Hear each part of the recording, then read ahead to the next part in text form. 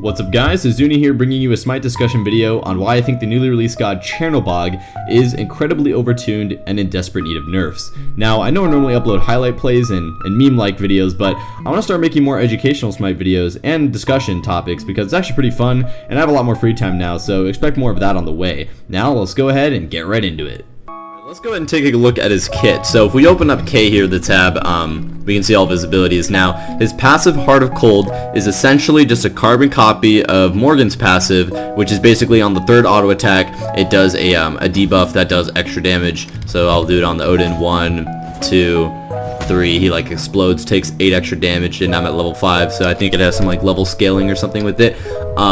Yeah, well, a 1% per level. This really isn't the main gripe I have with this kit. I'll go into the first and second abilities later because they're actually not part of the problem mostly. Well, they kind of are, but let's just skip to the ultimate because this is really what I want to talk about. I'm going to go way over here to demonstrate it to you guys.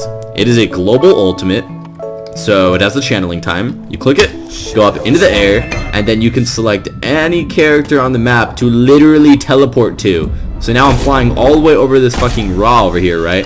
Okay. And once I land, I get mitigations, movement speed, extra damage, and everything I do triggers my passives. Let me get into why this is broken, okay? It is a global Raven ultimate, right? You get the mitigations without actually having to land a skill shot. And then upon landing, to anyone in the map you want to teleport to, you now have all the fighting potential to kill that person. And there's nothing the enemy team can do about it. You can't out-rotate this god with Janice. You literally can't out-rotate this god with any of the current global ultimate characters. Not Janice, not Thor, not Ratatosker, no one. Literally nobody can out-rotate this character. And that's why that's really, really fucking strong. The main problem, right, is that it doesn't do damage. So to compensate it for not doing damage, he has stupid scaling on his other abilities to compensate for the lacking of a damage ultimate. But at the same time, you don't need damage. You don't need that extra damage when your ultimate is already so strong. So that's really the problem. And also this god is not a high skill cap. Really not hard to understand. Essentially, you see a lane, you see a god, you're just gonna 1, 2 instantly.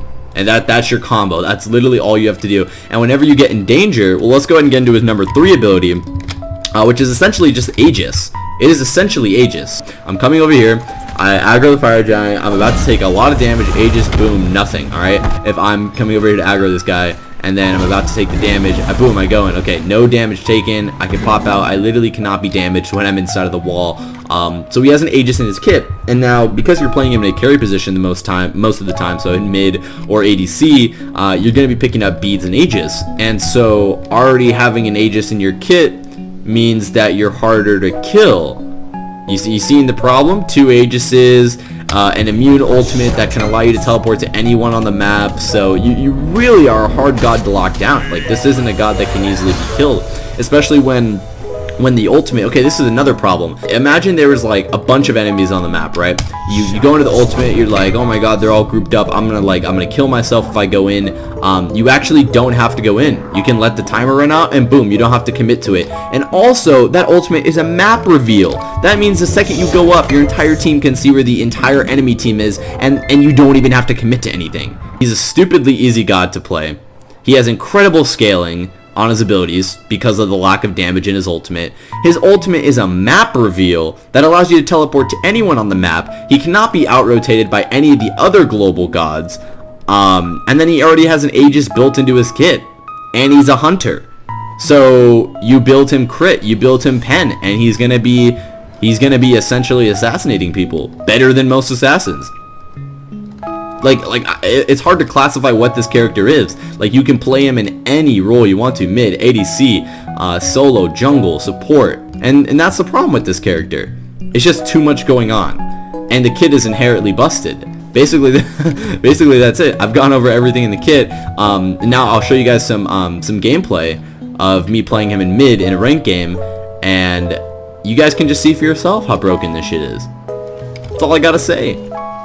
Okay, so we're in the rank game. I'm going to do my best to bring you guys some commentary with this.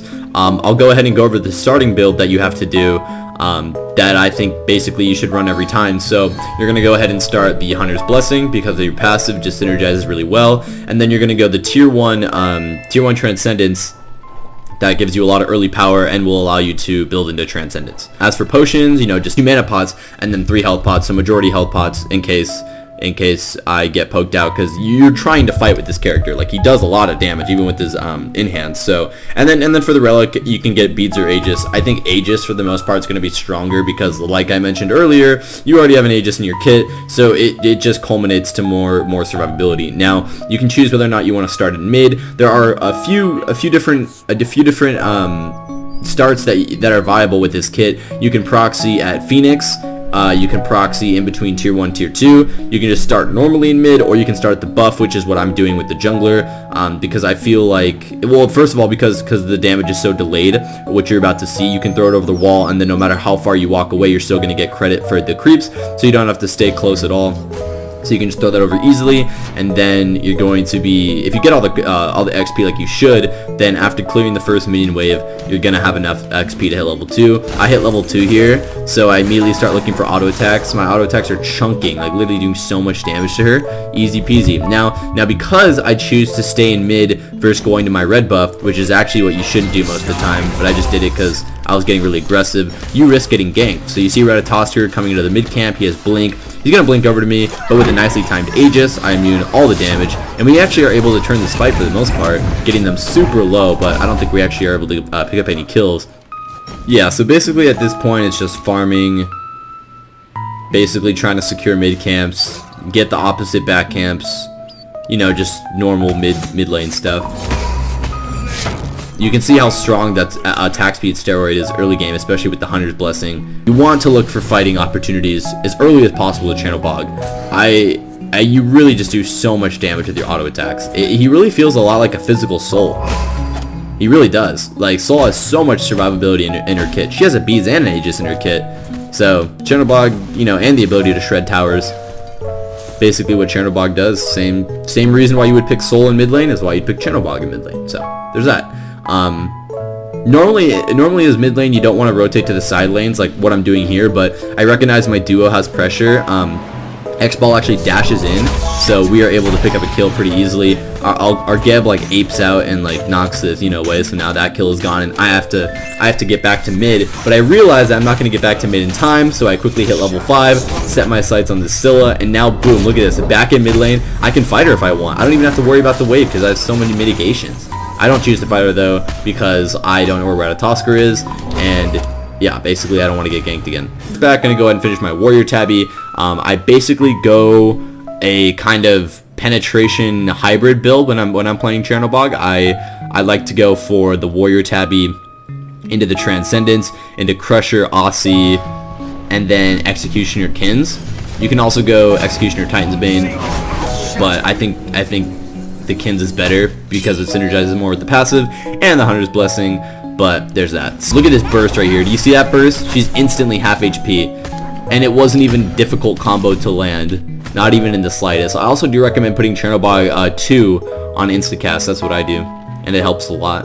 So now I'm just going into the chernobog ultimate. I see someone really low, decide to go into the Ratatoskr, and now I have mitigations, doing a shit ton of damage to this Scylla.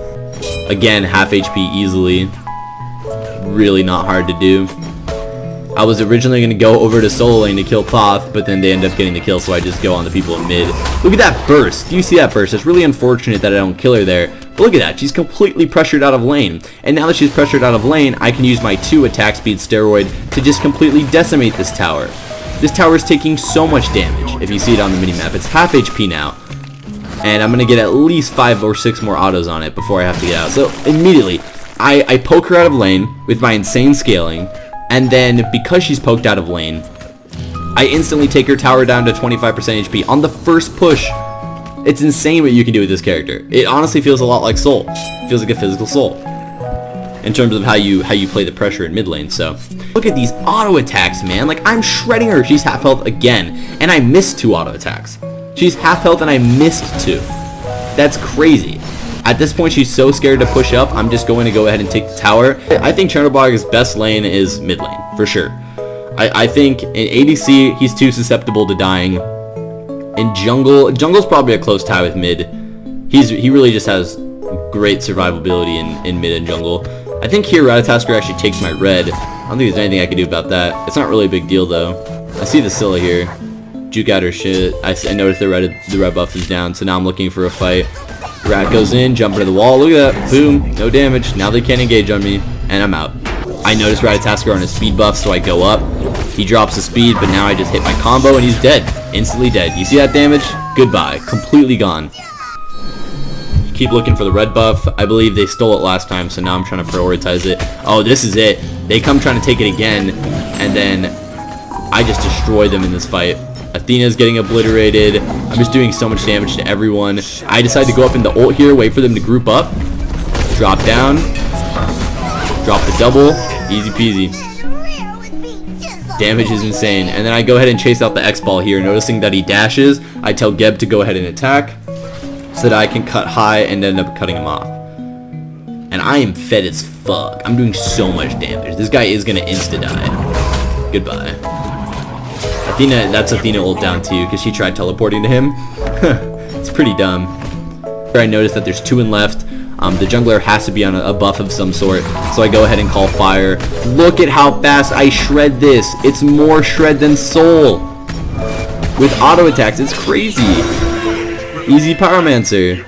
Oh, and this is a good fight, I think. Go ahead and kill the Ratatasker. Do you see the scaling I was talking about? I didn't even hit an auto attack. I just won too. So strong. Such a strong character. Incredibly fun to play too, but he definitely needs some nerfs. I'll go ahead and go into what nerfs I think he exactly needs. Yeah, so I'll go ahead and do that. I feel like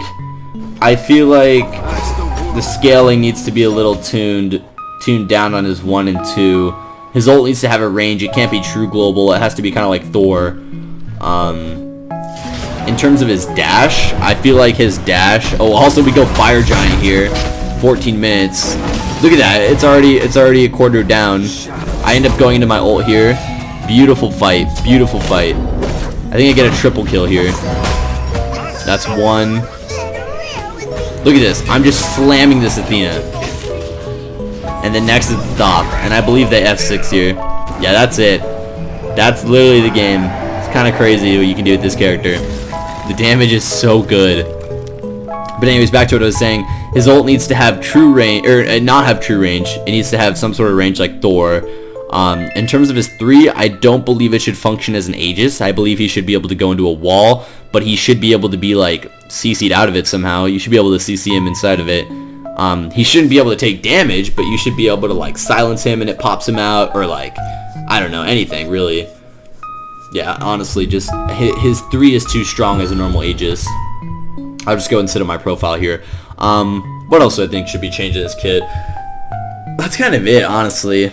Maybe lower the amount of mitigations he gets on his ult for teleporting to someone. Oh, also, yeah, about the ult. You should not be able to wait it out. I think if you go into the ult, you literally should have to commit to it. I don't like the feature that you can just wait for it to run out, and then, yeah. I feel like the second you hit that ult, you should have to commit. He should be an all-in god, and he should be able to be drafted onto like dive comps, and not just any team because he can function as like a better Nuwa. I don't know. That's just how I feel. I feel like his ult needs changes. His 3 needs changes. His 1 and 2 are honestly pretty balanced. Now that I'm thinking about it, maybe they don't need changes to their scaling. I feel like it wouldn't be a problem if his ult wasn't so overtuned. But that's basically it. Yeah, that's why I believe this god is a little too strong. Went over the kit, showed you guys some gameplay. I recommend playing him in mid or jungle. I think he's significantly weaker in the side lanes. And that's about it. If you guys enjoyed, be sure to like, comment, subscribe, and I'll see you guys all next time. Have a good one.